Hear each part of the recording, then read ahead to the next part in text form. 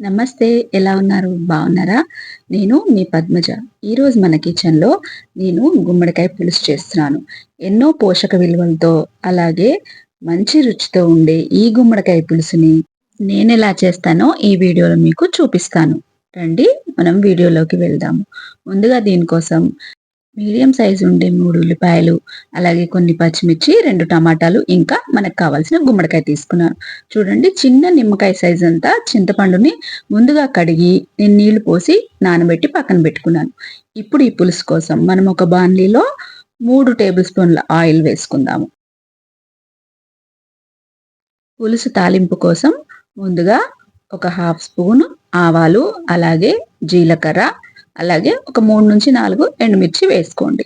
అవి కొంచెం వేగగానే మనం కట్ చేసి పెట్టుకున్న ఉల్లిపాయ ముక్కలు కూడా వేసి, కొంచెం కరివేపాకు వేసి ఒకసారి ఇలా కలుపుకొని మనం దీంట్లోకి ఇప్పుడు ఒక హాఫ్ స్పూను పసుపు వేద్దామండి. అలాగే మీ రుచికి సరిపడా ఉప్పును కూడా వేయండి. నేనైతే ఇక్కడ ఒక స్పూన్ వేస్తున్నాను. ఇలా వేసి కలుపుకున్న తర్వాత మూత పెట్టేసి ఒక 3 నిమిషాలు ఉల్లిపాయని మగ్గనిద్దాం. చూడండి, ఒక 3 నిమిషాల తర్వాత ఉల్లిపాయ కొంచెం మెత్తబడింది. ఎక్కువగా ఎర్రగా వేగాల్సిన అవసరం లేదండి. ఇలా మెత్తబడితే సరిపోతుంది. ఇప్పుడు మనం ఇందులోకి కట్ చేసి పెట్టుకున్న గుమ్మడికాయ ముక్కల్ని ఒకసారి కింద నుంచి పైకి కలిపేసుకొని మూత పెట్టేసి ఇప్పుడు మనం ఈ గుమ్మడికాయ ముక్కల్ని ఒక 5 నిమిషాలు మగ్గనిద్దామండి. గుమ్మడికాయ తొందరగానే మగ్గిపోతుంది. చాలా మంది పిల్లలు గుమ్మడికాయ తినడానికి ఇష్టపడరండి. కానీ వాళ్ళకి ఇలా పులుసు చేసి పెట్టండి, వాళ్ళు కూడా చక్కగా తింటారు.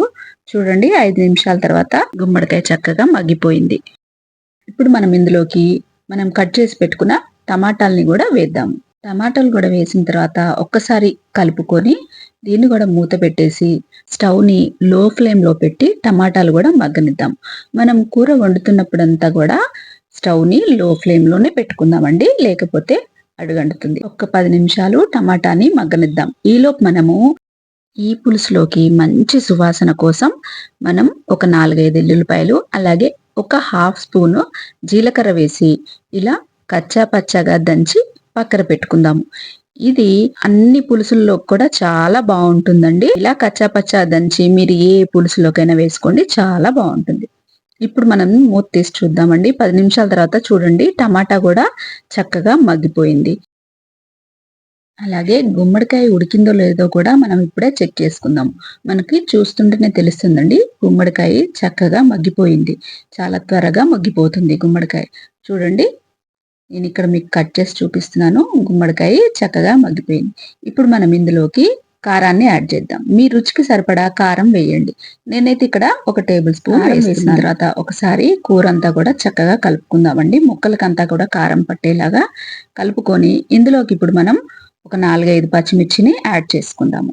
ఇలా పచ్చిమిర్చి వేసిన తర్వాత మూత పెట్టేసి మనం ఈ కారం మగ్గేదాకా ఒక 2 నిమిషాలు స్టవ్‌ని లో ఫ్లేమ్‌లో పెట్టేసి కారాన్ని మగ్గనిద్దాం. చూడండి, 2 నిమిషాల తర్వాత కారంలో పచ్చివాసన అంతా పోయింది.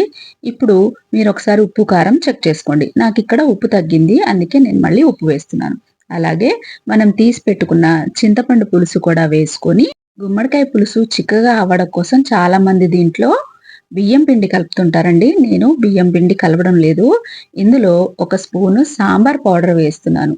బియ్యం పిండి వేస్తే పులుసు నిలవ ఉండదండి. అదే మీరు సాంబార్ పౌడర్ కనుక వేస్తే పులుసు 2 రోజులైనా సరే పాడవకుండా ఉంటుంది. ఇలా సాంబార్ పౌడర్ వేసిన తర్వాత కొంచెం కొత్తిమీర వేసి స్టవ్‌ని హై ఫ్లేమ్‌లో పెట్టుకొని ఒక 5 నిమిషాలు పులుసుని ఉడకనిద్దాం. చూడండి, పులుసు ఇలా చిక్కబడితే సరిపోతుంది. ఇప్పుడు మనకి పులుసు రెడీ అయిపోయింది. ఇప్పుడు మనం స్టవ్ ఆఫ్ చేసుకొని పులుసుని దించి పక్కన పెట్టుకుందాం. అలాగే మనం ఇందాక కొట్టి పెట్టుకున్నాం కదండీ, వెల్లుల్లిపాయి, జీలకర్ర, అది పైనుంచి వేసి కొంచెం కొత్తిమీర వేసి మూత పెట్టేసి ఒక 5 నిమిషాలు పక్కన పెట్టిద్దామండి. ఎందుకంటే ఈ మనం వేసిన మసాలా అంతా కూడా పులుసుకి చక్కగా సువాసన పడుతుందనమాట. చూడండి, ఎంతో రుచిగా ఉండే గుమ్మడికాయ పులుసు రెడీ అయిపోయింది. ఇది అన్నంలోకి చాలా బావుంటుందండి. చపాతీల్లోకి కూడా తినొచ్చు. కానీ వేడి వేడి అన్నంలో కొంచెం నెయ్యి వేసుకొని, అలాగే దీంతో పాటు ముద్దపప్పు గూడా పెట్టుకొని తింటే అద్దిరిపోతుందనమాట. గుమ్మడికాయ పులుసు, ముద్దపప్పు కాంబినేషన్ చాలా బావుంటుందండి. మీరొక్కసారి ఇలా ట్రై చేసి చూడండి. మీకు తప్పకుండా నచ్చుతుంది. విటమిన్ ఏ, సి, ఈ ఇంకా పొటాషియం, బీటా కెరోటిన్ ఉన్న గుమ్మడికాయ పులుసుని ఎప్పుడు కాకపోయినా అప్పుడప్పుడైనా ఇలా ఒక్కసారి చేసుకొని తినండి. మీకు తప్పకుండా నచ్చుతుంది.